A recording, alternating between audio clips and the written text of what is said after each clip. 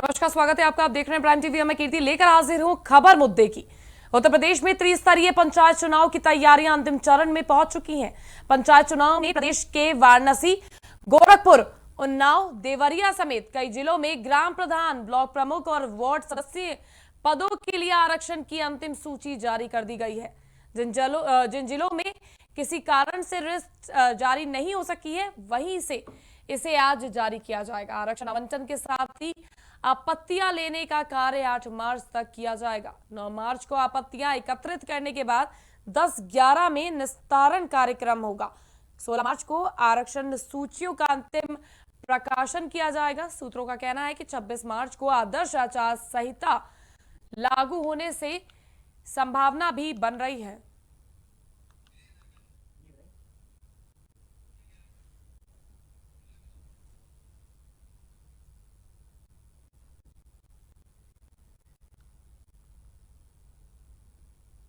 औरैया में मासूम के साथ दुष्कर्म के आरोप औरैया में मासूम के साथ दुष्कर्म के आरोपी को पुलिस ने गिरफ्तार कर लिया है। बता दें कि मासूम की बीते 28 फरवरी को मां ने आरोपी के खिलाफ दिव्यापुर थाने में केस दर्ज कराया था। आरोपी नाबालिग बच्ची के साथ दुष्कर्म करने के बाद जान से मारने की धमकी दे रहा था। वहीं मामला दर्ज होने के बाद पुलिस ने आरोपी की तलाश शुरू कर दी है और आरोपी को गिरफ्तार भी कर लिया गया है। फिलहाल आगे की कार्रवाई की जा रही है। 28 फरवरी 2021 को दिव्यापुर थाना अंतर्गत 11 वर्षीय बालिका के साथ दुष्कर्म का मुकदमा पंजीकृत कराया गया था उसकी मां के द्वारा, जिसमें अभियुक्त फरार चल रहा था। आज दिव्यापुर पुलिस द्वारा उसको गिरफ्तार करके जेल भेजा गया और आगे वैधानिक कार्रवाई सुनिश्चित की जा रही है। बिजली विभाग के बकायेदारों के लिए राहत भरी खबर है। विभाग शहरी और ग्रामीण उपभोक्ताओं के लिए एक मुश्त समाधान योजना लागू की है। इसमें घरेलू और निजी नलकूप के उपभोक्ताओं को जनवरी 2021 तक के बकाया बिल पर लगे ब्याज पर 100% की छूट मिलेगी। योजना में पंजीकरण 15 मार्च तक होगा।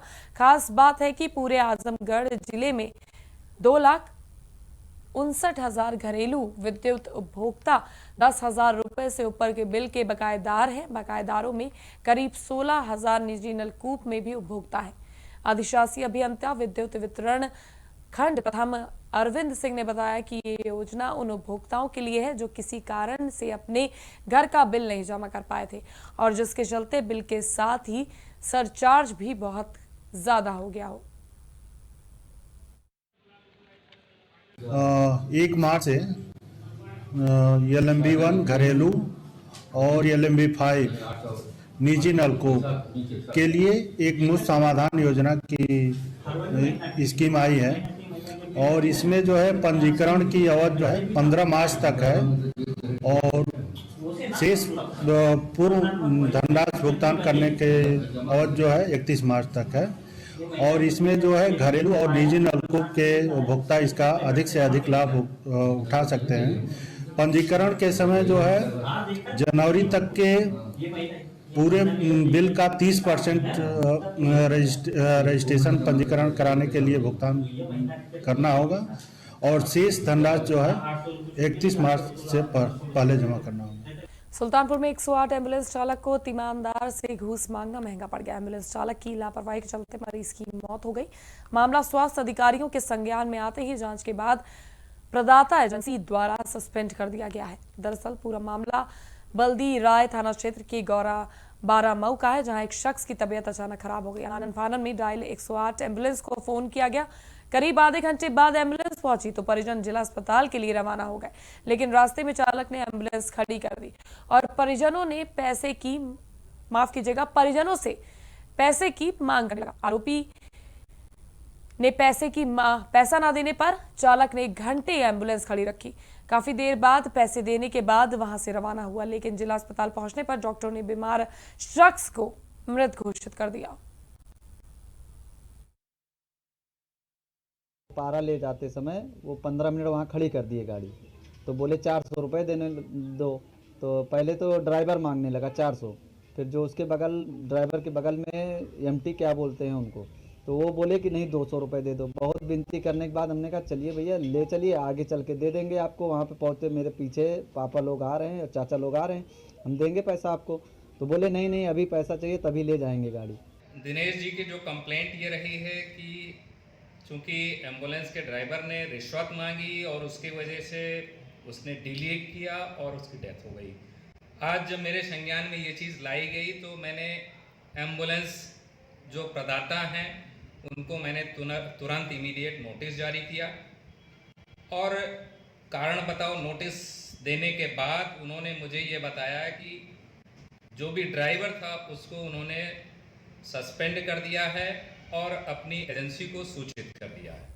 हरदोई के शहर कोतवाली में संपत्ति विवाद को लेकर देवर ने भाभी को गड़क्के से काट दिया और भतीजे को गोली मार दी। इस दौरान महिला की मौके पर ही मौत हो गई, जबकि गोली लगने से भतीजा बुरी तरह घायल हो गया।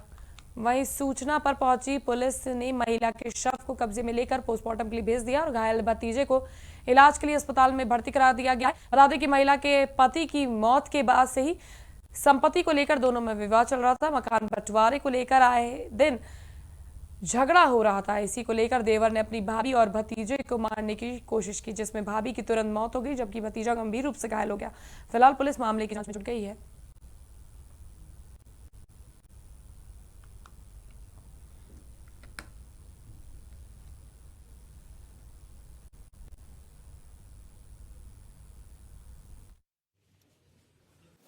देखिए, आज कोतवाली शहर के रेलवे क्षेत्र में यह सूचना मिली कि दो लोग घर में घायल हैं और झगड़े की सूचना थी और उनके घायल होने की सूचना थी। तो मौके पर पुलिस यहाँ पहुंची है, सभी अफसर यहाँ पहुंचे। इसमें देखा गया है कि उसमें दो लोग जो गंभीर रूप से घायल थे, जिसमें एक महिला और एक पुरुष।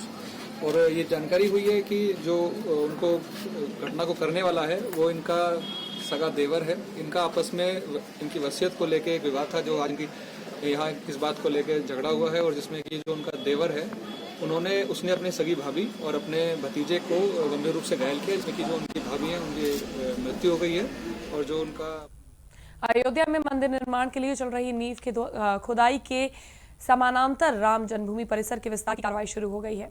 राम जन्मभूमि तीर्थ क्षेत्र ट्रस्ट के महासचिव चंपत राय ने 1 करोड़ रुपए में पहला भूखंड खरीदा है। खरीदा गया भूखंड 676.85 वर्ग मीटर का है, जो नगरी की शीर्ष पीठ अशरफी भवन से सटा है। इस भूखंड के स्वामी दीप नारायण ने ट्रस्ट को जमीन का बैनामा लिखा है। भूमि की इस खरीद में गवाह के तौर पर ट्रस्ट के सदस्य डॉक्टर अनिल मिश्र और गोसाईगंज के भाजपा विधायक इंद्र प्रताप तिवारी खब्बू शामिल है। बैनामे में दोनों के ही हस्ताक्षर हुए हैं। भगवान राम का मंदिर 5 एकड़ में निर्मित होना है। मंदिर का पूरा परिसर अब तक 70 एकड़ में सीमित था, लेकिन मंदिर निर्माण समिति ने इसके विस्तार की योजना बनाई, जिसे अब जमीन पर उतारने का कार्य आरंभ कर दिया गया है। इसे तकरीबन 107 एकड़ तक विस्तारित किया जाना है। राम मंदिर परिसर में ही यज्ञशाला, श्री राम के जीवन चरित्र से जुड़ी झांकियां, पुस्तकालय, संग्रहालय निर्मित कर इसे दुनिया का भव्यतम मंदिर बनाने की योजना है। पहले भूखंड के बैनामे के साथ ही अन्य भवनों, मंदिर और भूमि की खरीदारी की प्रक्रिया तेज होने की उम्मीद है।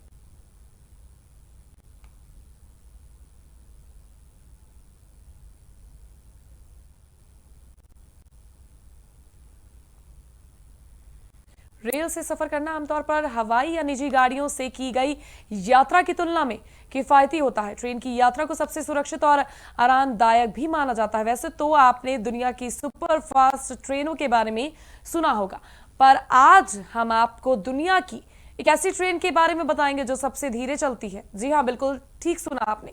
इस जबरदस्त ट्रेन में सफर करने वाले लोग इसका खूब बखान करते हैं। तो चलिए आपको भी इस ट्रेन से रूबरू करवाते हैं।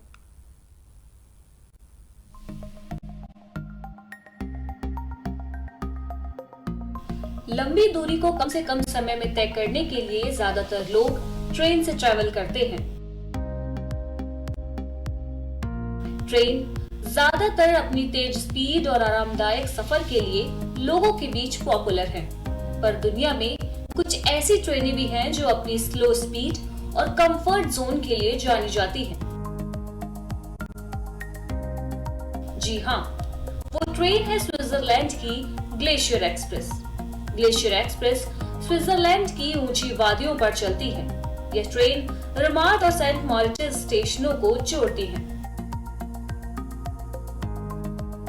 वैसे कहने के लिए ये एक एक्सप्रेस ट्रेन है, लेकिन ऐसा बिल्कुल नहीं है।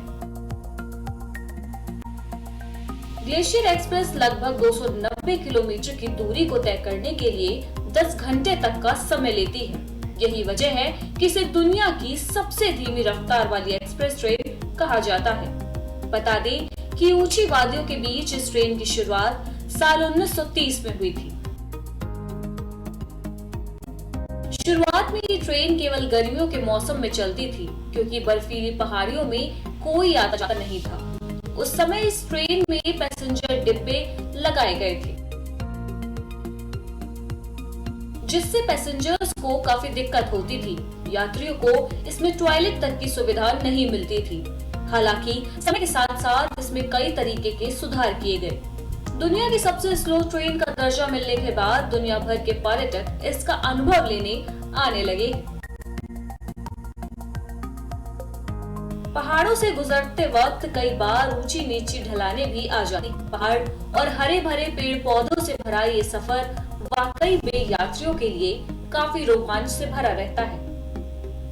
Desk report, prime TV.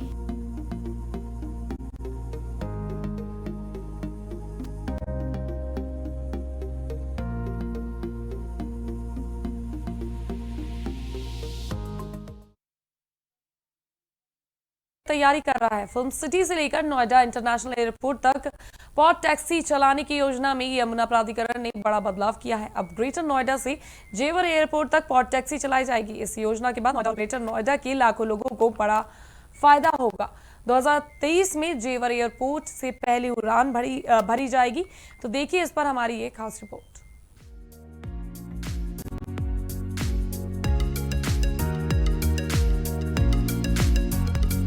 Film city से नोएडा एयरपोर्ट तक पॉड टैक्सी चलाने की योजना में बदलाव किया गया है। पॉड टैक्सी एयरपोर्ट से फिल्म सिटी तक ही नहीं बल्कि ग्रेटर नोएडा तक चलेगी। नोएडा एयरपोर्ट के आसपास सिटी साइट विकसित की जाएगी, जिसमें मल्टीनेशनल कंपनियों के दफ्तर बनेंगे। बड़े कॉमर्शियल कॉम्प्लेक्स भी होंगे। पॉड टैक्सी पहले फिल्म सिटी से लेकर जेवर एयरपोर्ट पर प्रस्तावित की गई थी, लेकिन अब इस योजना में बदलाव करते हुए ग्रेटर नोएडा से यमुना सिटी के सेक्टरों को जोड़ते हुए जेवर एयरपोर्ट तक पॉड टैक्सी चलाने की योजना बनाई है। पहले यमुना प्राधिकरण ने प्रस्तावित किया था कि पॉड टैक्सी फिल्म सिटी और नोएडा इंटरनेशनल एयरपोर्ट के बीच चलाई जाएगी। इसमें करीब 5.5 किलोमीटर का ट्रैक बनाया जाएगा। 5.5 किलोमीटर के इस ट्रैक के बीच यमुना प्राधिकरण के औद्योगिक सेक्टर भी आएंगे। इसमें टॉय सिटी भी शामिल होगी। इससे प्राधिकरण के सेक्टरों को भी फायदा मिलेगा, लेकिन यमुना प्राधिकरण ने इसमें बदलाव किया है। पहले फिल्म सिटी से लेकर जेवर एयरपोर्ट तक पॉड टैक्सी ट्रैक की लंबाई 5.5 किलोमीटर तक तय की गई थी। उस समय घोषित 50 से 60 करोड़ रुपए प्रति किलोमीटर का खर्चा आता, लेकिन अब ग्रेटर नोएडा से यमुना सिटी के सारे सेक्टरों को जोड़ते हुए जेवर एयरपोर्ट तक पॉड टैक्सी का ट्रैक बनाया जाएगा, जिसमें करीब 35 किलोमीटर ट्रैक की लंबाई होगी। अब इस पॉड टैक्सी के ट्रैक निर्माण में करीब 2000 करोड़ रुपए का खर्च आएगा। ग्रेटर नोएडा से जेवर एयरपोर्ट के बीच पॉड टैक्सी ट्रैक के आसपास पर्यटन केंद्र बनाया जाएगा, जिसका विकास कंपनी का चयन करके किया जाएगा। वहीं पॉड टैक्सी ट्रैक निर्माण के लिए डीएमआरसी को जिम्मेदारी दी जाएगी। साथ ही यमुना प्राधिकरण ने कहा है कि जल्द से जल्द दिल्ली मेट्रो रेल कॉरपोरेशन इस प्रोजेक्ट को बना कर दे। ग्रेटर नोएडा से जेवर एयरपोर्ट तक पॉड टैक्सी चलने के बाद शहर के लाखों लोगों को बड़ा फायदा होगा। लोगों की जेब पर भी काफी अच्छा असर पड़ेगा। ग्रेटर नोएडा से जेवर एयरपोर्ट तक जाने के लिए लोग पॉड टैक्सी का इस्तेमाल करेंगे, जिससे काफी खर्चा कम होगा और प्रदूषण से भी निजात मिलेगी। बता दें कि जेवर एयरपोर्ट का निर्माण कार्य शुरू होने के बाद से लोग एयरपोर्ट के आसपास अपना आशियाना बसाने लगे हैं। यमुना अथॉरिटी का कहना है कि 2023 में जेवर एयरपोर्ट से पहली उड़ान भरी जाएगी। लोगों को एयरपोर्ट तक आने में कोई समस्या ना हो, उसके लिए ही ग्रेटर नोएडा से यमुना सिटी के सभी सेक्टरों को जोड़ते हुए जेवर एयरपोर्ट तक पॉड टैक्सी चलाई जाएगी। Special desk, prime TV.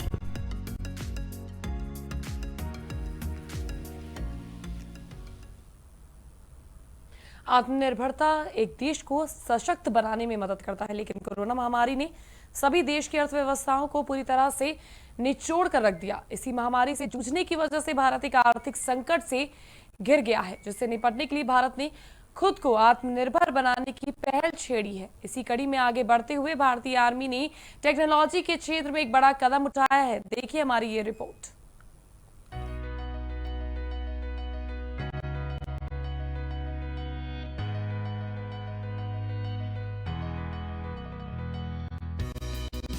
आज यहाँ एक तरफ पूरा विश्व टेक्नोलॉजी के क्षेत्र में नई नई उपलब्धि पाने की होड़ में लगा हुआ है, वहीं दूसरी तरफ भारत भी टेक्नोलॉजी को लेकर आत्मनिर्भर बनना चाहता है। इसी दिशा में आगे बढ़ते हुए भारतीय आर्मी ने भी अपना खुद का एक मैसेजिंग प्लेटफॉर्म तैयार किया है, जिसका नाम है सिक्योर एप्लीकेशन फॉर इंटरनेट यानी SAI। बताया जा रहा है कि यह ऐप व्हाट्सएप, टेलीग्राम, सिग्नल जैसे प्रोफेशनल ऐप की टक्कर का है, जिसे भारतीय आर्मी ने एक बहुत ही ज्यादा सिक्योर मैसेजिंग ऐप के तौर पर डेवलप किया है। भारतीय सेना 1 अप्रैल से SAI ऐप को शुरू करने जा रही है। इस ऐप में end to end voice calling, text और वीडियो कॉलिंग की सुविधा बिल्कुल वैसी ही होगी जैसी किसी भी लोकप्रिय सार्वजनिक ऐप्स में मिलती है। रक्षा मंत्रालय ने अक्टूबर 2020 में ही SAI ऐप के बारे में ऐलान करते हुए कहा था कि इस एंड्रॉयड ऐप में सिक्योरिटी फीचर गजब के हैं और ये लोकल इन हाउस सर्वर व कोड्स पर आधारित है, जिन्हें जरूरत के हिसाब से बदला या रद्द भी किया जा सकता है। SARDN के ऑडिटर और आर्मी के साइबर ग्रुप ने भी इस ऐप का निरीक्षण किया है, जिसे फिलहाल इंटेलेक्चुअल प्रॉपर्टी राइट्स के लिए फाइल किया गया है। आपको बता दें कि अपने ट्रायल पूरे कर चुका SAI ऐप पर रक्षा मंत्रालय ने कहा है कि इस ऐप का इस्तेमाल आर्मी के भीतर ही होगा, ताकि सेना तकनीकी तौर पर सुरक्षा दी जा सके। फिलहाल इस ऐप के iOS डेवलपमेंट का काम चल रहा है। दिलचस्प बात यह है कि आर्मी के लिए इस ऐप को डेवलप करने वाले अफसर का नाम कर्नल साई शंकर है, जो इस ऐप के लिए साइबर और सिक्योरिटी क्लियरेंस और डेटा टेस्टिंग में जुटे हुए हैं। इस ऐप को डेवलपरों ने व्हाट्सएप, टेलीग्राम व सिग्नल जैसे ऐप्स के समान फीचरों वाला एक सुरक्षित विकल्प कहा है। इंडियन आर्मी ने SAI डेवलप किया है, तो NIS ने संदेश और CDI ने संवाद जैसे ऐप डेवलप किया है। भारत देश जहां खुद को एक सुपर पावर बनाना चाहता है, वहां उसे यह बात बखूबी पता है कि आने वाली सदी टेक्नोलॉजी पर निर्भर होगी और जो देश खुद को टेक्नोलॉजी के क्षेत्र में मजबूत कर ले जाएगा, आने वाले वक्त में सुपर पावर वही कहलाएगा।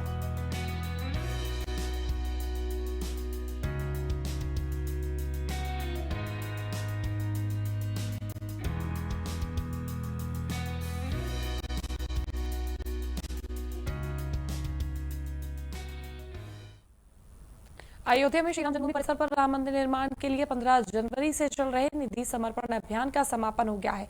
देश के विभिन्न हिस्सों में 44 दिनों तक चले इस अभियान में श्री राम जन्मभूमि तीर्थ क्षेत्र ट्रस्ट अयोध्या विश्व हिंदू परिषद के कार्यकर्ताओं ने 5 लाख से अधिक लोगों से अयोध्या में राम मंदिर निर्माण के लिए दान लिया। निधि समर्पण अभियान में क्या कुछ रहा खास, देखिए हमारी इस खास रिपोर्ट में।